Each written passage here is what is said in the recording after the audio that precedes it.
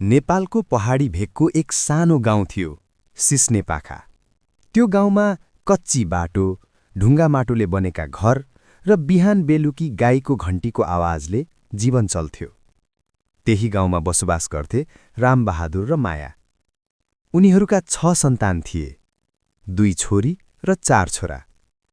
गरिबी उनीहरूको घरको पाहुना जस्तै थियो, तर माया र एकताले त्यो गरिबीलाई सधैँ जितिरहन्थे। रामबहादुर बिहानै उठेर खेततिर लाग्थे, कहिले हलो जोत्न, कहिले बारीमा कोदो रोप्न, त कहिले अर्काको खेतमा मजदुरी गर्न। माया घर सम्हाल्थिन्, पानी भर्न, दाउरा खोज्न, गाई भैँसीको स्याहार गर्न, अनि छोराछोरीको पेट भर्न थोरै भए पनि खाना जुटाउन। ठूली छोरी सीता आमा जस्तै सहनशील थिइन्। ऊ सानो उमेरमै जिम्मेवार भइसकेकी थिइन्। भाइहरूलाई स्कुल पठाउन, सानी बहिनी गीतालाई काखमा बोकेर काम गर्न ऊ कहिल्यै गुनासो गर्दिनथिन्। गीता भने सपनाले भरिएको मनकी थिइन्। ऊ शिक्षक बन्न चाहन्थी। 4 भाइहरूमा जेठो हरि बुबाको दाहिने हात थियो। उसले पढाइ र काम दुवै सँगसँगै सम्हाल्थ्यो।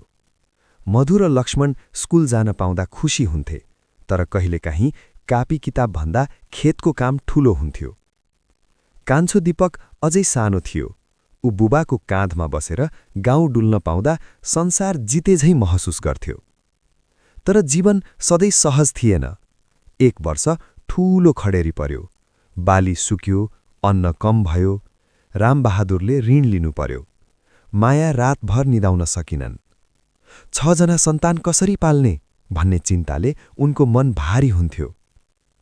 त्यही कठिन समयमा परिवारको एकता झनै बलियो बन्यो। सीताले पढाइ छोडेर सानो ट्युसन पढाउन थालिन्।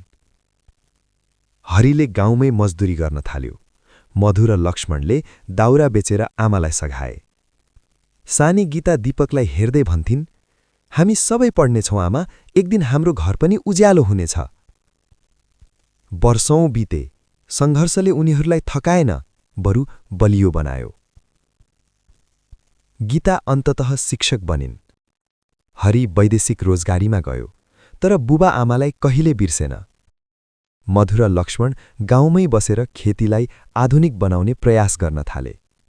दीपकले शहरमा पढ्ने अवसर पायो। एक साँझ सबै घर फर्किँदा माया आमाको आँखामा आँसु थिए, दुःखका होइन, गर्वका।